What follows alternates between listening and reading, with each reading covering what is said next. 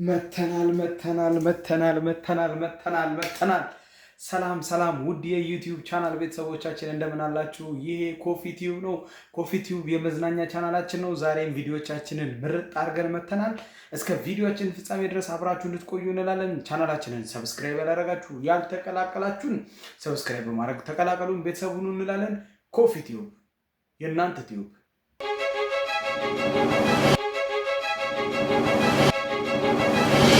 ኮፊ ቲዩብ በአስክሬኖች ላይ ወሲብ የፈጸመው ሰራተኛ በቁጥጥር ስር ዋለ።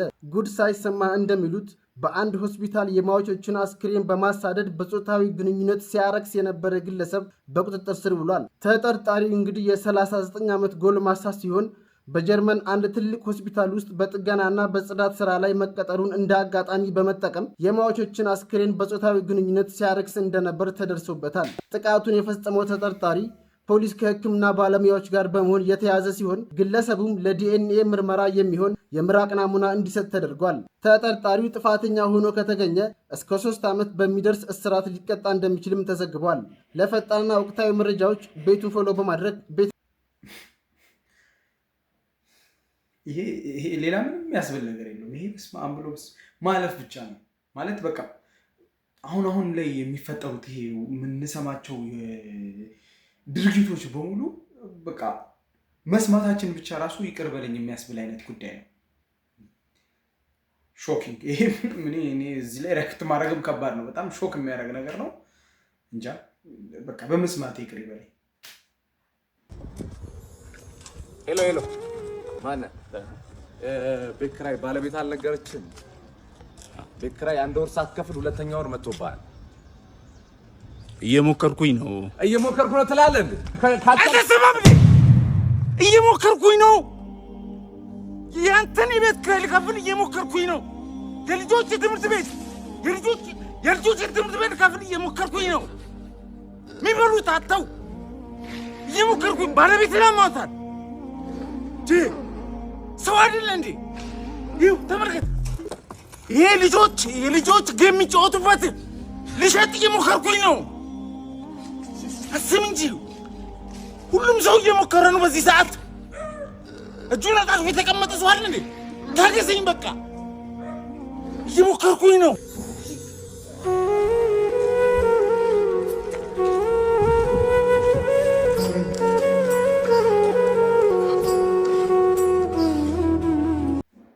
ዋው በስመ አብ።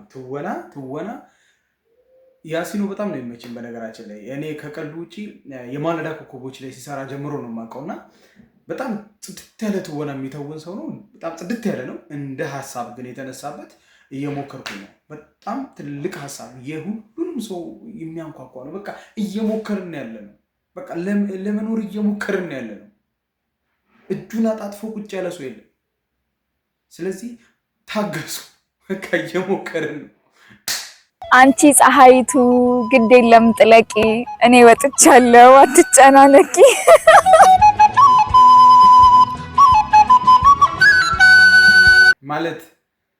ማለት ለማቃጠሉ ነው ያለው ነው ወይስ ነገሩ ሌላ ነው?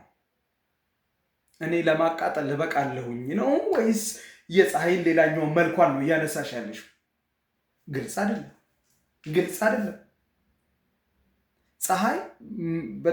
ፀሐይ በርካታ ፈንክሽኖች አሏት። ከዛ ውስጥ አንቺ የትኛውን ፓርት ነው የምትወስጂው?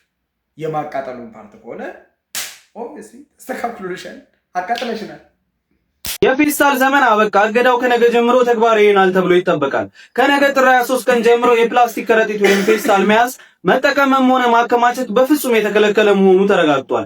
ከ6 ወር በፊት ህጉ መጽደቁ ይታወቃል። ባለስልጣኑም የ6 ወሩ የመሸጋገሪያ ጊዜ መጠናቀቁን ተከትሎ ከነገ ጥር 23 2018 ዓ.ም ጀምሮ ወደ ሙሉ እርምጃ እንደሚገባ ይጠበቃል። በአዲሱ አዋጅ መሰረት በፌስታል አጠቃቀም ላይ የተጣሉት ቅጣቶች የሚከተሉት ናቸው። ለተጠቃሚዎች ፌስታል ይዞ የተገኘ ማንኛውም ሰው ከ5000 እስከ 10000 ብር የገንዘብ ቅጣት ይጠብቀዋል። ያው ህግ ነው፣ ቆይቷል። አክቹሊ ከወጣ እንደውን 6 ወር ጊዜ ተሰጥቶ ነበርና አሁን የመጣልኝ ሀሳብ ግን ምንድነው ይሄ መኪና መንገድ ስፔሻሊ አሁን ጉዞ ሲደረግ ረጅም ጉዞ ላይ ብዙ ሰዎች ያማቸዋልና ፌስታል ይላሉ። አሁን ምንድን ነው የሚሰጠው የሚለው ሀሳብ ነው እያሳቀኝ ያለውና እስቲ ሀሳባችሁን አስቀምጡልኝ። ያው ህግ ነው፣ ራሳችንን ከቅጣት ማዳን አለብን። ለዛ ነው ቪዲዮን የሚያመጣው። ስለዚህ ሁላችንም ራሳችንን ከቅጣት እንገድብ እንላለን። 5 ሊትር ዘይት 360 ብር ገብቷል። 5 ሊትር ዘይቱን ከ360 ብር በላይ የሚሸጡ ነጋዴዎች ከገጠሟችሁ ለንግድ ቢሮ ጥቆማ አድርጉ የሚለው መግለጫ የዛሬ 5 ዓመት በዛሬው ዕለት በዚህ ሰዓት ነበር መግለጫ የወጣው። አሁን ግን 5 ሊትር ዘይት እናንተ አካባቢ ስንገባ ለማስታወስ ያህል ነው። ኮሜንት ላይ አስቀምጡልኝ። መልካም ምሽት። ኧረ እባክህ አስታወስከን። አንተ ረስተህ ነው ነበር። አይገርም? ረስተህ እንዴት አስታወስከን? እባክህ አስታውሳቸው። ስማ የሰዎችን ልብ እንዲህ ወደ ላይ ወስዶ ወደ ታች በማፍረት የወንዶች ጉዳይ የራሱን የሆነ ውሳኔ ሊበይንበት ይገባል ይሉ ነበር። ቁጥር 3 የወንዶች ጉዳይ ቢሰራ አሁን እኮ ዘይት በቃ እንደ ባዕድ ነገር ልንተወው ነው። ምንም አልቀረን። እኔ ደግሞ ሰፍ ማለት ደርዘን ልገዛ። ስማ የእናቶቻችን ልብ ነው የሚፋረድ። አሁኑኑ ቪዲዮን ብታጠፋው ነው የሚቻለው። ላስታውሳችሁ ወስዶ እባካችሁ ይህን ቪዲዮ ለመቅዲ ያድርሱልኝ። መቅዲ ትመጫለሽ በሚል ተስፋ በሬን ሳልዘጋ እየጠበኩሽ ነው። ምክንያቱም ደግሞ አፈቅርሻለሁ። እኔ ከአንቺ ውጭ ማንንም ማሰብ አልቻልኩም።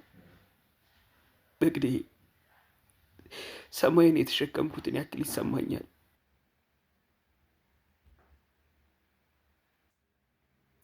ኧረ መቅዲ የት ነው ያለሽው? ኧረ እባክሽ መተሽ ሬሳሽን ሰብስቢልን እንዴ! ኧረ እባክሽ መቅዲ፣ እንደ ህዝብ ነው የምንፋረድሽ እንዴ! በቃ ሬሳሽን ሰብስቢ፣ እንደምታረጊልን አድርጊልን እንዴ! ያው አንቺን እያለ እያለቀሰ ስልካችን ውሃ በውሃ ሆነ። መቅዲ መተሽ አንድ ነገር አድርጊ። መቅዲ መተሽ ሬሳሽን ሰብስቢ። መቅዲ የሆነ ነገር ወስኝ እንጂ አልቻለም። ኑሮ በዚህ በተወደደበት ዘመን ድጋሚ ስልክ እናሰራ? መቅዲ የወንድ ልጅ ስንባ ጥሩ ነው ለአንቺ? መቅዲ እንደምታደርጊው ያድርጊ። እኛ ስልካችን በእንባ በስብሶ ሩዝ ውስጥ ማስገባት አለብን? አይ መቅዲ አይሆንም። ይሄንን ተነጋግራችሁ በውስጥ ፍቱት። አንተም ደግሞ ቆፍጠን በል። እንግዲህ ቪዲዮዎችንን አይታችሁ ጨርሳችኋል። እስከዚህ ሰዓት ድረስ አብራችሁን ስለቆያችሁ ከልብ አመሰግናለሁ። ቻናላችንን ሰብስክራይብ ሳታደርጉ ከሆነ እስከዚህ ሰዓት ያያችሁት፣ አሁንም በመጨረሻ ላስታውሳችሁ ሰብስክራይብ አድርጉ። እንደዚህ አይነት ኢንተርቴን የሚያደርጉ ቪዲዮዎች እንዲደርሳችሁ የደወል ምልክቷንም መንካታችሁን አትርሱ። ይሄ ኮፊ ቲዩብ ነው። ኮፊ ቲዩብ የእናንተ ቲዩብ።